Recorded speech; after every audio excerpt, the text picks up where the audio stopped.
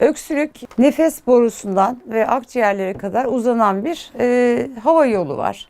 Ve burada da silyal aktivite var ve herhangi bir işte orayı irite edebilecek sigara dumanı olabilir, polenler olabilir veya herhangi bir yabancı cisim girdiği zaman bu silyal aktivite beyne bir uyarı gönderiyor. Silyal aktivite derken o silyal aktiviteyi ben biraz izleyicilere anlatayım. Kadife tüylü bir epitel düşünün. Kadife gibi. Evet. Ve o tüyler böyle hareket ediyor.